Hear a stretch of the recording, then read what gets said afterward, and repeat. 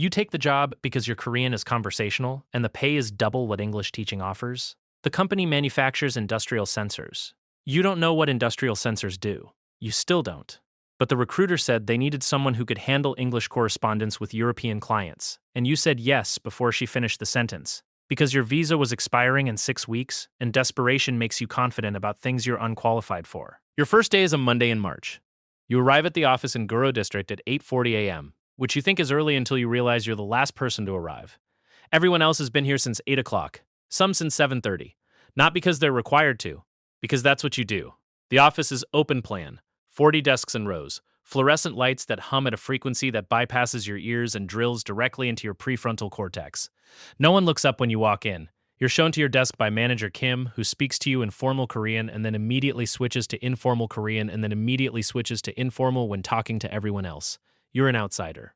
The language confirms it before anyone says a word.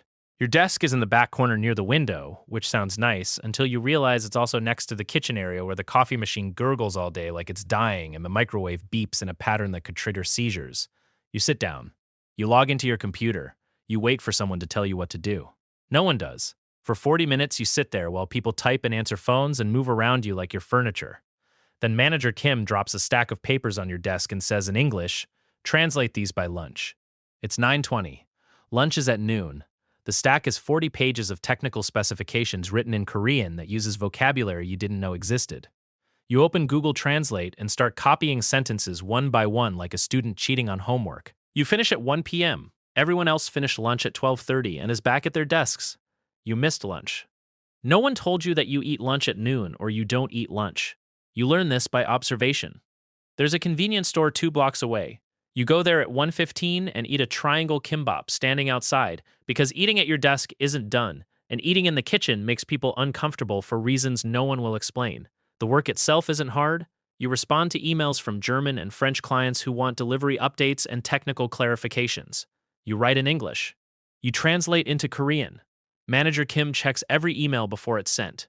He corrects things that don't need correcting because the act of correction is how hierarchy gets performed. You say thank you every time. You bow slightly every time. You're learning the choreography. What's hard is everything else. The silence first. Nobody talks unless it's work. No casual conversation. No jokes. No "how was your weekend?" The office runs on a frequency of polite efficiency, where small talk is friction and friction is waste. You're used to banter. You're used to filling silence with words because silence back home feels awkward. Here, words feel awkward. Silence is the default. You're the only one uncomfortable with it. Then there's the hierarchy. It's invisible, but absolute. Manager Kim is above you. Deputy Manager Park is above Manager Kim. Director Choi is above everyone, and when he walks through the office, people sit up straighter without being told. You don't understand the rules, but you feel them. How you bow. How you pour drinks. How you hold your cup with 2 hands when receiving something. How you wait for older colleagues to sit before you sit. How you never disagree directly. How you apologize for things that aren't your fault because the apology isn't about fault, it's about maintaining harmony. You apologize 6 times in your first week, you're not sure what for. Lunch becomes a strategic operation. The team eats together at a rotating selection of restaurants within a 5-minute walk. You're included by default, but inclusion doesn't mean belonging. You sit at the table. You order what others order because ordering something different draws attention. You eat at the same speed, not too fast, not too slow. You laugh when others laugh even when you don't know what's funny. Deputy Manager Park asks you questions in Korean about your home country. You answer. He translates your answers for the table even though everyone speaks some English. Your words get filtered, simplified, sometimes changed. You smile and nod because correcting him would be rude and being right matters less than being polite. The real gap shows up in moments you don't expect. Someone's birthday means cake at 3 p.m. Everyone gathers in the kitchen. They sing happy birthday in Korean. You stand there holding a paper plate, and you're present but not part of the moment. You're watching it happen from inside it. After-work dinners are mandatory once a week. You go to a samgyeopsal place in Sindarim. You grill meat. You pour soju for your seniors. You drink when they drink. You laugh when they laugh. Manager Kim gets drunk and switches to informal speech with you, which feels like acceptance until the next morning when he's formal again, and you realize the friendliness was the alcohol, not him. You're 4 months in when you realize the loneliness isn't about language anymore. Your Korean has improved enough to order food without pointing, to ask directions, to handle basic transactions. You can read menus, you can navigate subway announcements. You understand maybe 40% of what's said around you on a good day. But comprehension and connection are different things entirely. The weekends are the hardest. Your coworkers disappear into lives you're not part of. Families, friend groups formed in college or childhood.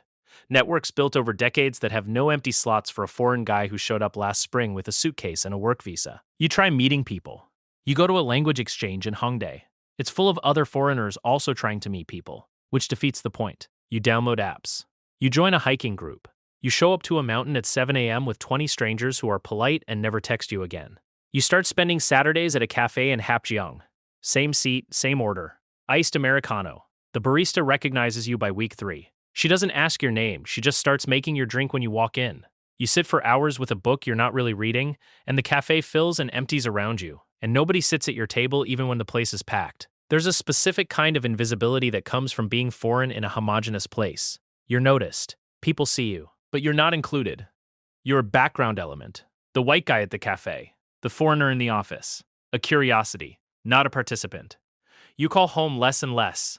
The time difference makes it difficult, but that's an excuse. The real reason is that explaining your life requires energy you don't have. Your mother asks if you've made friends. You say yes because saying no would require a conversation you're not ready to have. Your friends back home talk about promotions, engagements, house purchases.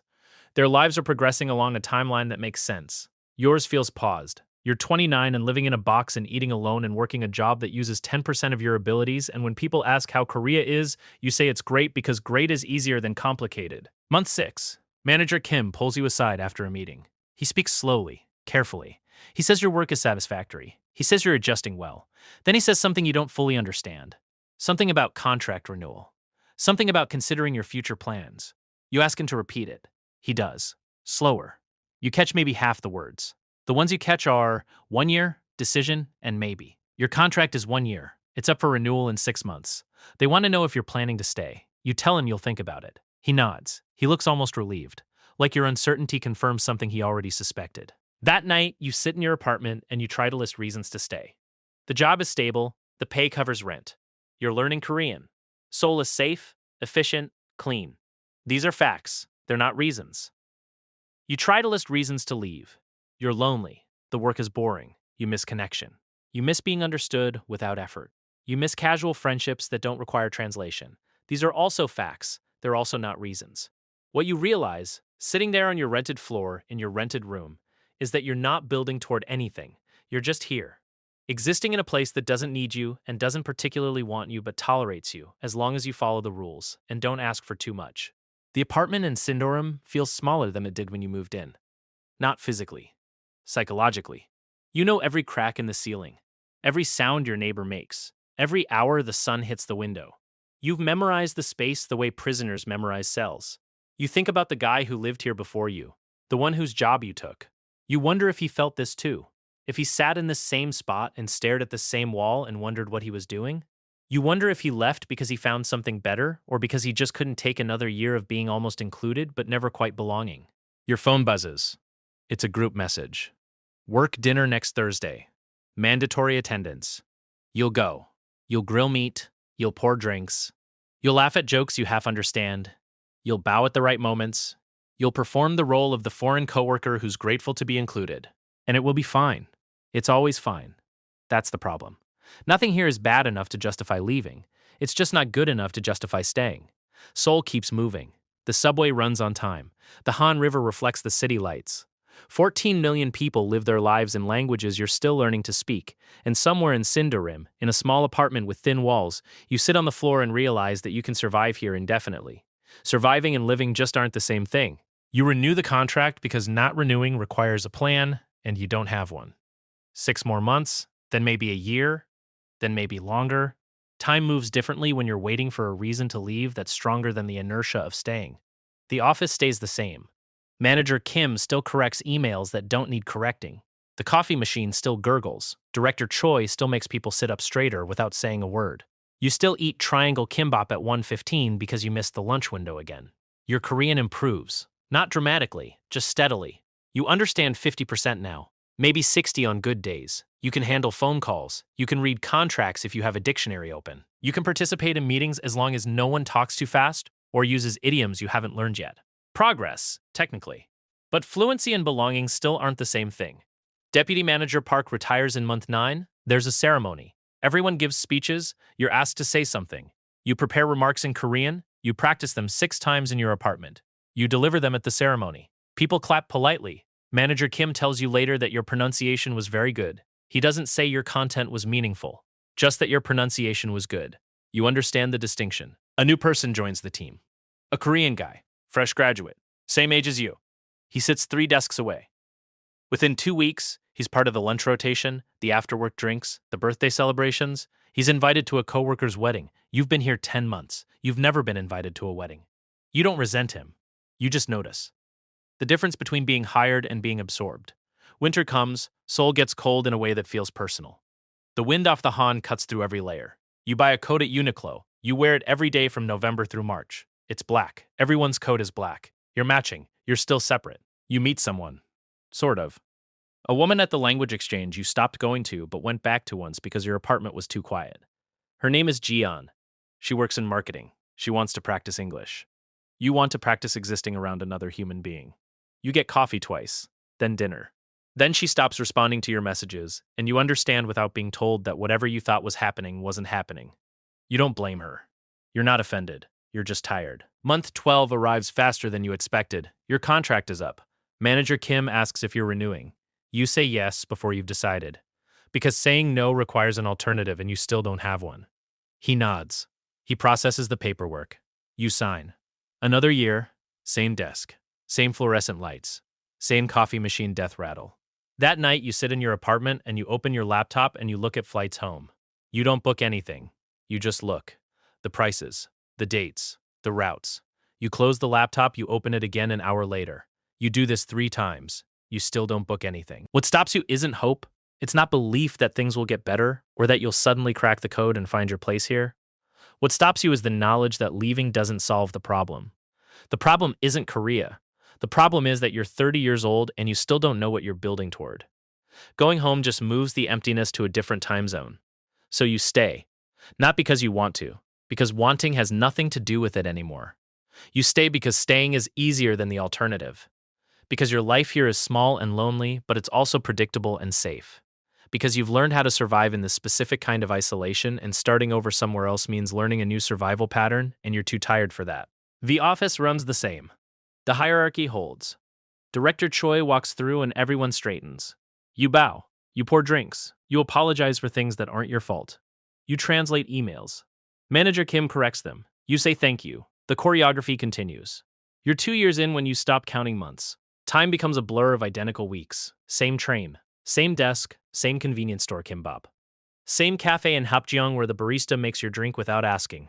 Same apartment where the walls are thin and the neighbor sneezes in sets of 5 and you know every crack in the ceiling. You're not unhappy. That's the strange part.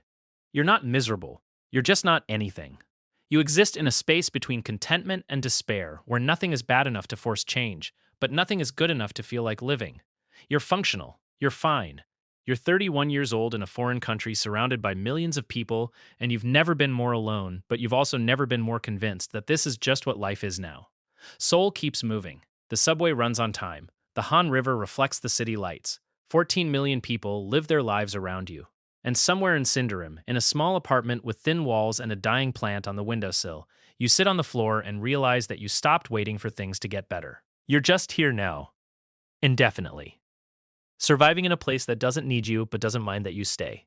And the cruelest part is that you've made peace with it. Not happy peace. Just the quiet acceptance that comes when you finally stop fighting something you can't change. This is your life now, and it's fine. It's always fine. That's the problem. That's the problem.